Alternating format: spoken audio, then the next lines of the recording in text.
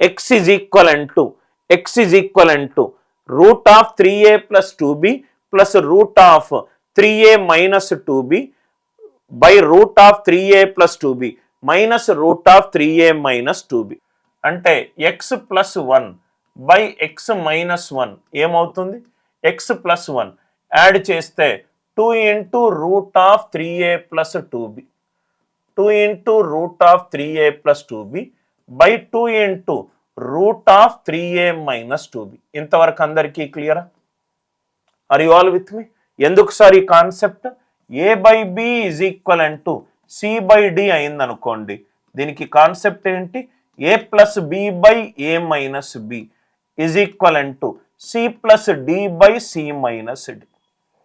a plus b by a minus b is equivalent to c plus d by c minus d. ఇది ఏ rule sir? Componendo dividendo rule. Componendo and dividendo rule. Componendo and dividendo rule. Componendo and dividendo. So x plus 1 చేశాను, X minus 1 చేశాను. So 2 cancel అయిపోయింది. అంటే X plus 1 by X minus 1 is route of 3a plus 2b by root of 3a minus 2b. Square చేసామనుకోండి ఏమవుతుందో చూడండి sir. X plus 1 whole square, X square plus 2x plus 1 divided by X square minus 2x plus 1 is equivalent to 3a plus 2b by 3a minus 2b. 3a plus 2b by 3a minus 2b. ఇంతవరకు అందరికీ క్లియరా? మళ్ళీ కాంపోనెండో డివిడెండో apply చేస్తే 2x square plus 2 divided by 4x is equivalent to 6a divided by 4b. 6a ఎలా వచ్చింది? 3a plus 2b plus 3a minus 2b.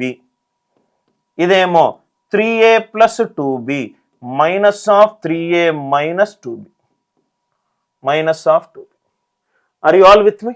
అంటే మనం calculate చేస్తే x square plus 2 1 divided by 2x is 6a by 3 3s are 3 2s are. Are you all with మీ?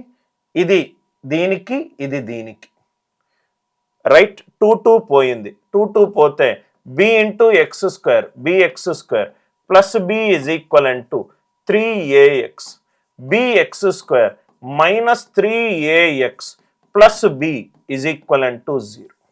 కాబట్టి క్వశ్చన్కి answer ఎంత? 0. క్వశ్చన్కి answer ఎంత? 0. కాంపోనెండో అండ్ డివిడెండో ద్వారా కూడా మనం ఈ క్వశ్చన్ని ఈజీగా సాల్వ్ చేయొచ్చు. Are you all with me? Componendo and dividendo ద్వారా కూడా మనం ఈ క్వశ్చన్ని ఈజీగా సాల్వ్ చేయొచ్చు. X by 1 X plus 1 by X minus 1 లవాన్ని కూడాను. కూడితే ఇది ఇది క్యాన్సిల్ అయిపోయింది. Root 3a plus 2b plus root 3a minus 2b 2 into root of 3a plus 2b. దీని నుంచి సబ్ట్రాక్ట్ చేశాను. 2 into root of 3a minus 2b 2 cancel అయిపోయింది. స్క్వేర్ చేశాను. స్క్వేర్ చేసి మళ్ళీ ఇక్కడ కాంపోనెండో అండ్ డివిడెండో అప్లై చేశాను. ఇక్కడ కూడా కాంపోనెండో అండ్ డివిడెండో 2 సార్లు కాంపోనెండో డివిడెండో అప్లై చేశాను. అప్లై చేసిన తర్వాత ఫైనల్ ఈక్వేషన్ వచ్చింది. దాని వాల్యూ 0. ఇక్కడ కూడా వాల్యూ ఏంటి అని అడిగాడు. కాబట్టి ఈ క్వశ్చన్కి ఆన్సర్ ఎంత? వాల్యూ 0. అందరికీ ఈ లాజిక్ క్లియర్గా అర్థమైంది అనుకుంటా.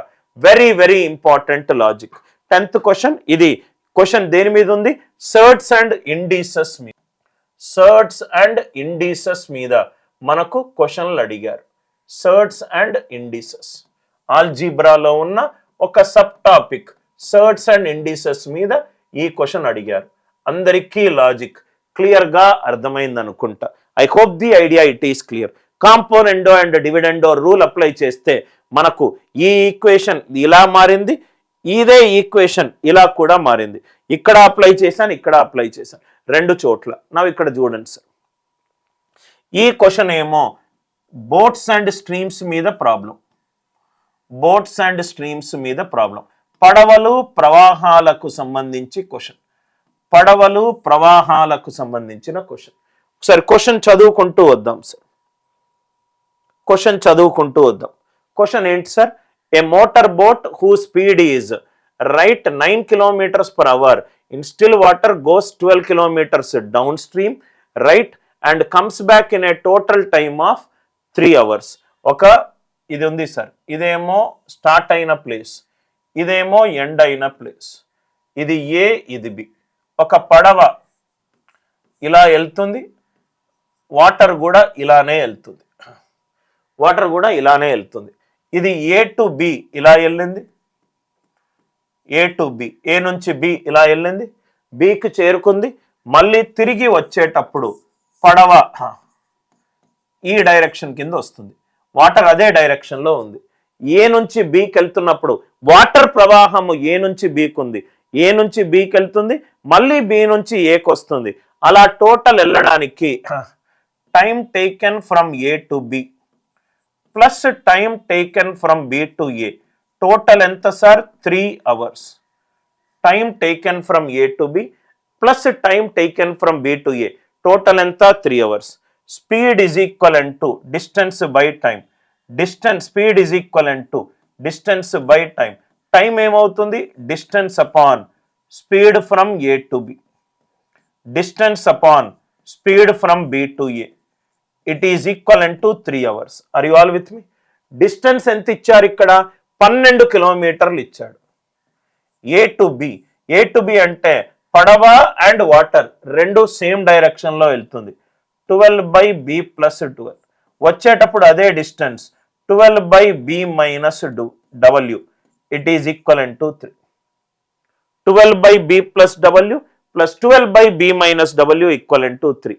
రైట్, ఏమిచ్చాడు ఇక్కడ, speed of the water boat speed ఇచ్చాడు 12 by 9 plus w plus 12 by 9 minus w is equivalent to 3. ఈ ఈక్వేషన్ అందరికీ అర్థమైందా? అర్థమవుతే సబ్స్టిట్యూషన్ వేస్తారు. స్పీడ్ ఆఫ్ ద బోట్ ఇచ్చాడు 9, స్పీడ్ ఆఫ్ ది వాటర్ కనుక్కోవాలి. 12 by 9 plus 12 w plus 12 by 9 minus w 3.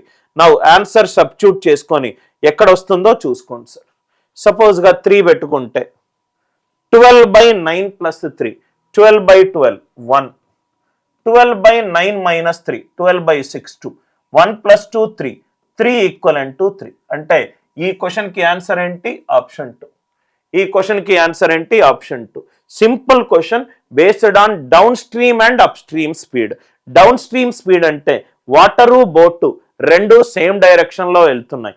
Up stream అంటే water boat opposite డైరెక్షన్లో వెళ్తున్నాయి. రెండు సేమ్ డైరెక్షన్లో వెళ్తుంది కాబట్టి బి ప్లస్ 12, రెండు ఆపోజిట్ డైరెక్షన్లో వెళ్తుంది కాబట్టి బి మైనస్ 12.